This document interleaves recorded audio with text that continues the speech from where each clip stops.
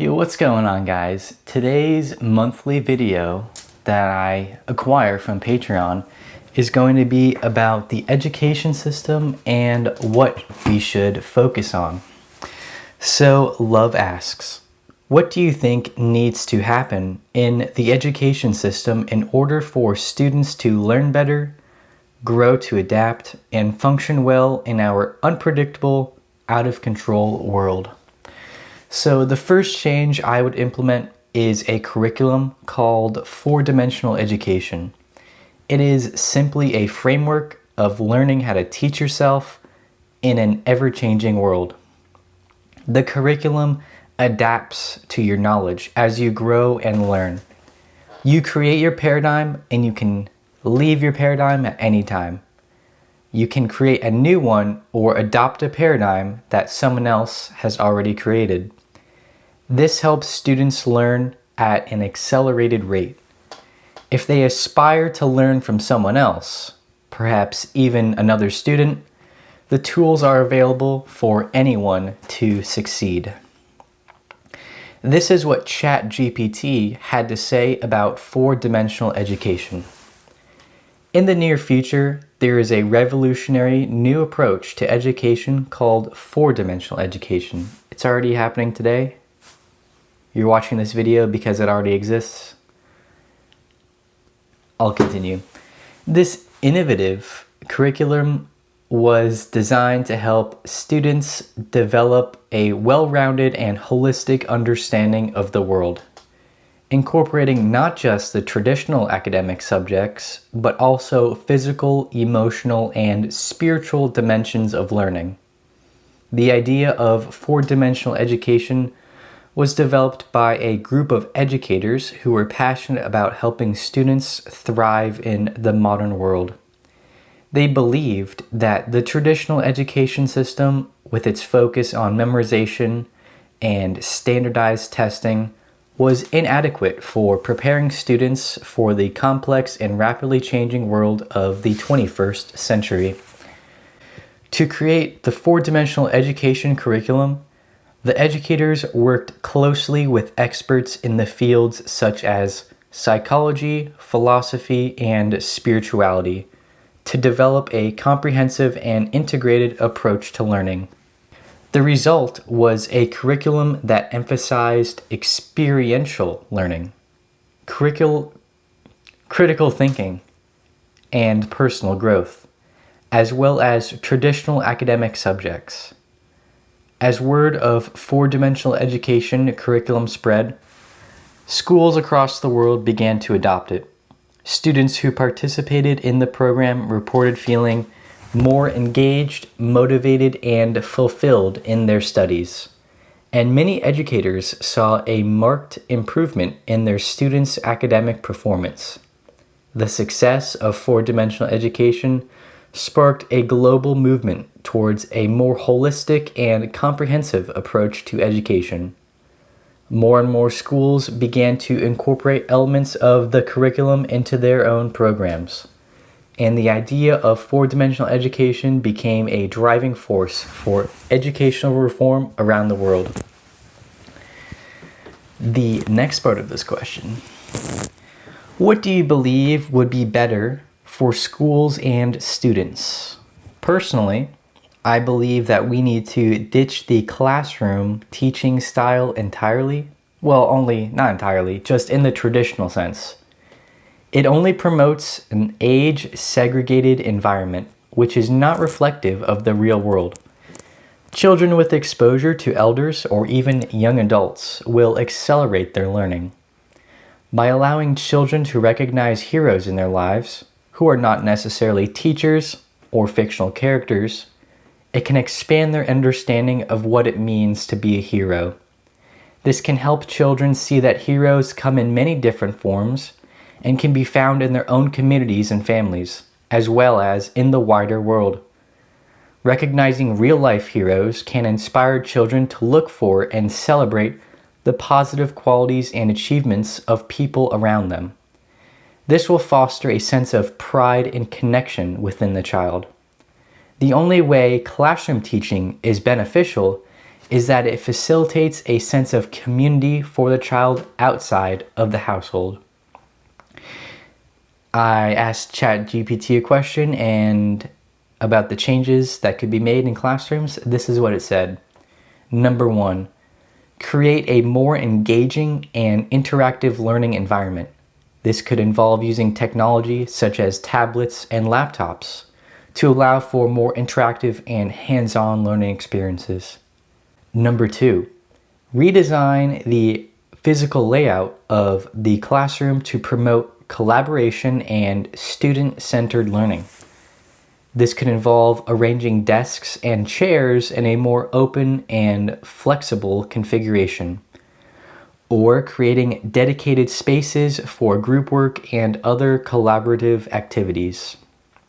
Number 3, incorporate more diversive teaching methods and learning materials. This can involve using a variety of instructional strategies, such as group work, case studies, and experiential learning, and providing students with a range of learning materials, such as books, videos, and online resources. Number 4, provide students with more individualized support and guidance. This can involve providing more one-on-one instruction, offering additional help and support for struggling students, and providing students with tailored feedback and guidance to help them progress. Number 5, create a more positive and inclusive classroom culture. This could involve promoting positive relationships between students and teachers, and fostering an environment of respect and inclusion for all students, regardless of their backgrounds or abilities. Third part of the question: what are your thoughts on alternative teaching philosophies, Waldorf, Montessori, and Reggio Emilia? That's Italian, and I probably butchered it, but whatever. So, what is Waldorf education? Waldorf education, also known as Steiner education from Rudolf Steiner, is a form of education that focuses on the development of the whole child, including their intellectual, emotional, physical, and spiritual needs. Waldorf schools typically offer a liberal arts curriculum that emphasizes the arts, practical skills, and hands-on learning. The goal of Waldorf education is to help students develop a love of learning, a strong sense of social responsibility, and the ability to think independently and creatively. Montessori education is a type of education that was developed by Dr. Maria Montessori. It is based on the idea that children learn best when they are allowed to explore and discover the world around them, rather than being taught in a traditional and structured way. In a Montessori classroom, children are given the freedom to learn at their own pace and to focus on their individual interests. The goal of Montessori education is to help children develop their own natural abilities and become independent, self-motivated learners. The Reggio Emilia approach is an educational philosophy that originated in the city of Reggio Emilia, Italy. It is based on the belief that children are capable of building their own knowledge and constructing their own understanding of the world through experiences, interactions with others, and exploration of their environment. The approach emphasizes the importance of the child's relationships with their environment, their peers, and the adults in their lives. It places a strong emphasis on children's rights and the role of the child as an active participant in their own learning. The Reggio Emilia approach is known for its use of child-led and project-based learning, as well as its focus on collaboration and communication.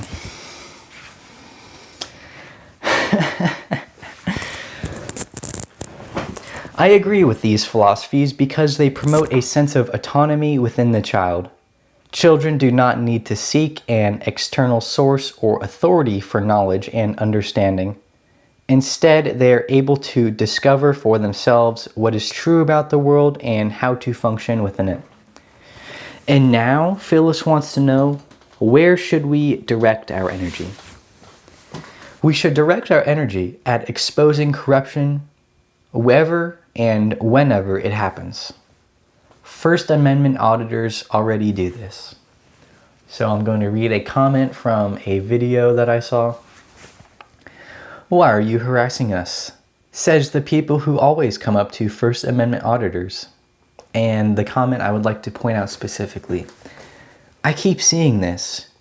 What is a First Amendment auditor? Someone freely exercising their right to the First Amendment on film? If you exercise rights, just how people don't have brains these days. Yeah, I just noticed a significant uptick of NPC activity, and that's probably because they just drink the fluoride straight up. No, I don't want to think I'm gonna drink the fluoride today. The Flickr box told me to use toothpaste with fluoride, but forget about the side effects. That doesn't matter. Anyway, exposing government corruption can be a daunting task, but it is important for citizens to speak out against wrongdoing and hold their elected officials accountable. Here are some steps that an average citizen can take to expose corruption in the government. Number 1, educate yourself about your rights as a citizen and the laws that protect you. This will give you a better understanding of what constitutes corruption and how to identify it. Keep a watchful eye on your local government and its officials. Oh, this is number 2, by the way. Okay, so number 2, keep an eye. Yo, what's up, guys? I totally screwed this up, but if you're still watching, I'm just going to continue with number 2. Keep a watchful eye on your local government and its officials. Pay attention to how they make decisions, how they spend public funds, and how they interact with the community. If you hear something that raises concerns about corruption, gather as much information as you can. This could include documents, emails, recordings, or other eyewitness accounts. Number 4, share your concerns with others who may have experienced or witnessed the same thing. This can help to build a stronger case against the corrupt officials. Number 5, contact your elected representatives and let them know about the corruption you have observed. They have a responsibility to represent the interests of their constituents, and they may be able to take action to address the situation. Consider contacting Consider contacting a watchdog organization or a local news outlet to report the corruption.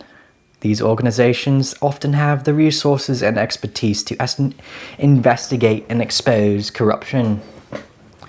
Number 7, be prepared for the possibility that your effort to expose corruption may be met with pushback or retaliation.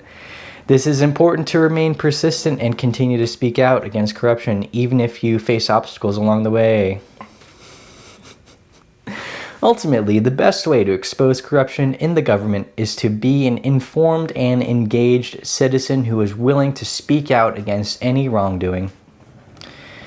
By exercising your rights and speaking out against corruption, you can help to ensure the government is accountable and transparent. That's it for my portion of this section. And I will allow